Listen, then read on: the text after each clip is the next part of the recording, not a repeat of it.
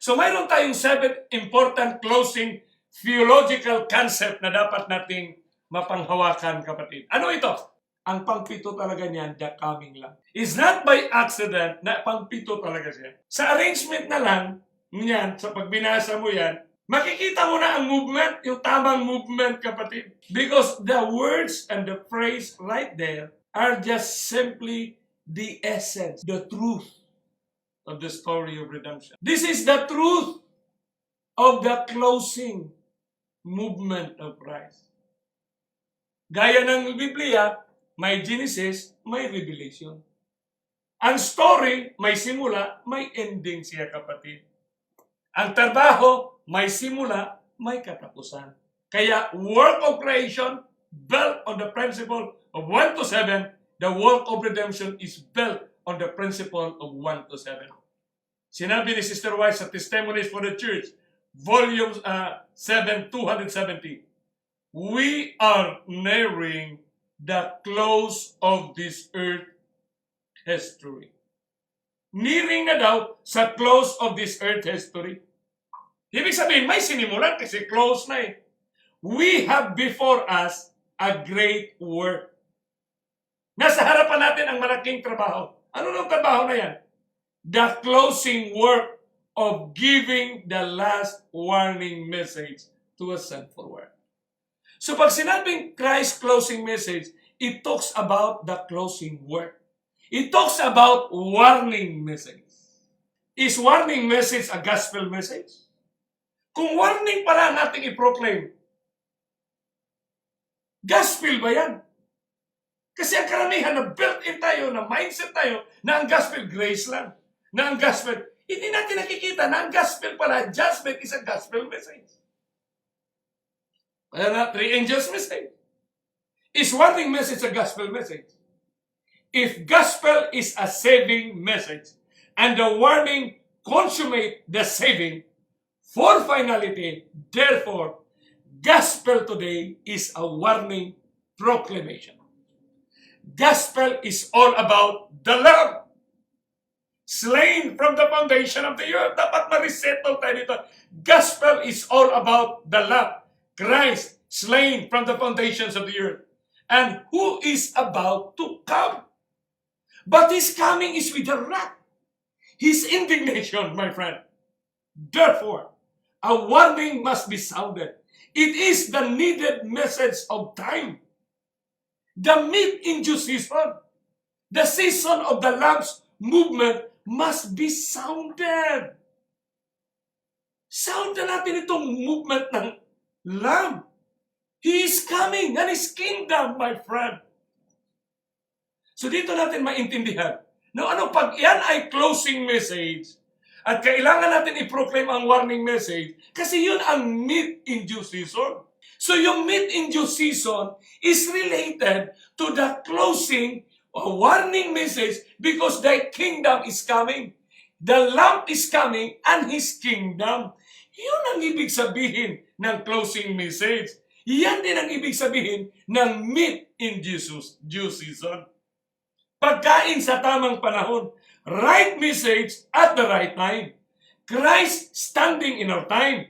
Nung tumatayo na si Kristo ang salita niya for the closing of the work of redemption. Christ, His truth, aletheia, is self-evident, my friend. Ano ibig sabihin ng present truth? Ano yung present truth sa panahon ni Ellen G. White? Ano ang present truth sa panahon bago ni Ellen G. White?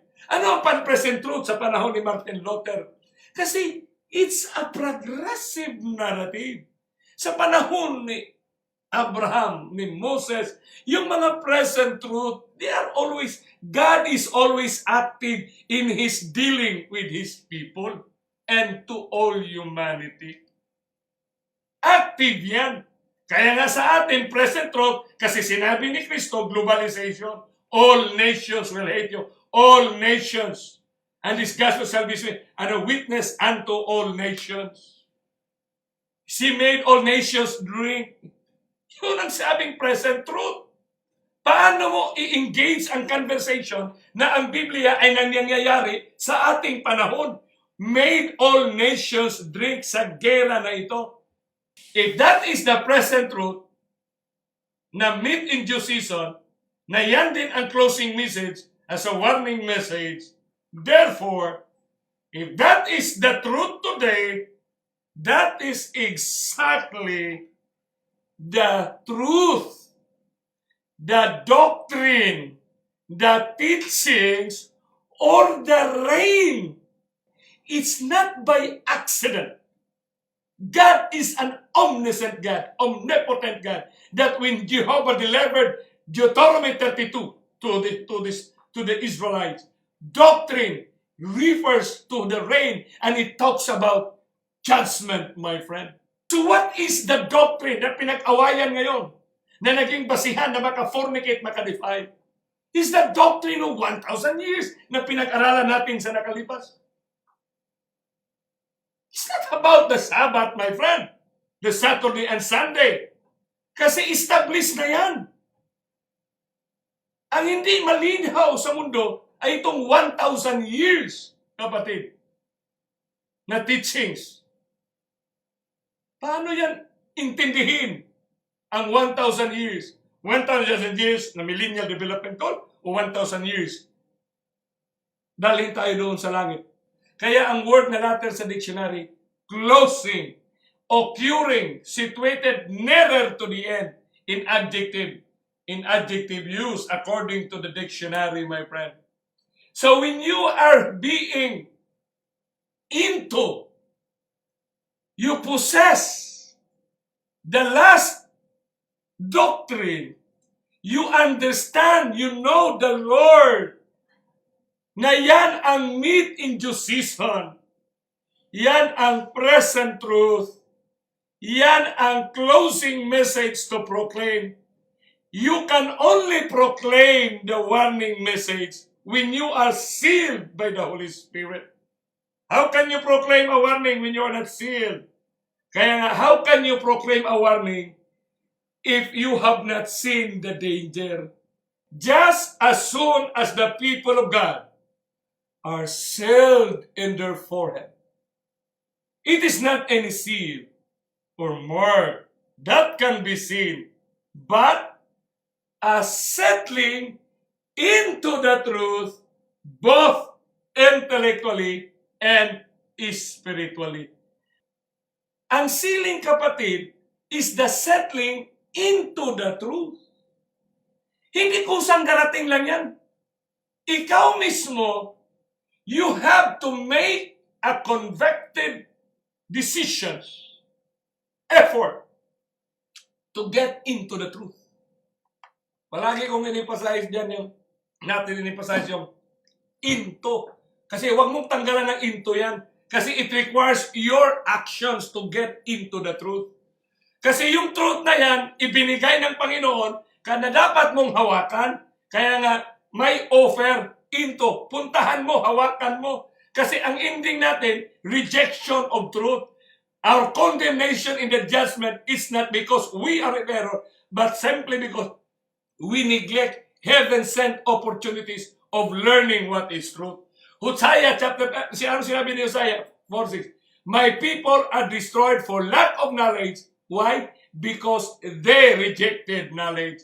In other words, yung word na rejection, may inoffer, ibinigay, kaya ni-reject. Kaya tayo, pag nag-share nito at ni-reject, huwag na tayong masaktan, huwag na tayong maproblema. Matutuwa tayo na natupad ang Hosea 4:6. Na kung yan ang sealing, kapatid, dahil ay nakita mo na, ang sealing ay nagamot, na settled ka spiritually, intellectual spiritually, na nasettled ka ngayon. Nakita mo ang lahat ng galaw ng kaaway. Nakita mo yung daan ni Kristo na napakalinaw, at itong kaaway ngayon gumagawa, kinukopya ang malinaw na daan ni Kristo na parang ginagaya nila lahat para may divert. Kaya ikaw ngayon na nakikita mo yung dahilan sa doon sa latter rain, yung huling instruction niya na ipinagkaloob niya, apocalyptic sa ating generation, na yan ang nagsilyo ng ating mga buhay at puso, na hindi mo na mapigilan ang iyong sarili. Dahil hindi mo na mapigilan ang iyong sarili, use loud cry.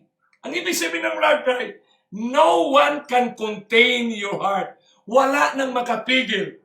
Isipin mo, cry na ibig sabihin, pumilpas ka talaga. Walang hindi pwede, kailangan kong ma-share ito. Manuscript release, 1593. Anong sinabi ni Sister White? Ang title niya, A Call to Prepare for the Final Crisis. Present the God who gave Daniel instruction regarding the closing scene of this earth history. Closing scenes, lahat ng ating pinag-usapan, kapatid, closing scenes, political, social, religious, globalization, my friend. At the appointed time, they give the loud right. And in the same manuscript, it says, the message was given. And there should be no delay in repeating the message. There should be no delay. For the signs of the times are fulfilling. The closing work must be done. Ang tanong, tayo kaya itong makagawa ng closing work? Exactly, tonight. Kayong lahat ngayon, binigyan tayo ng grasya ng langit ngayon.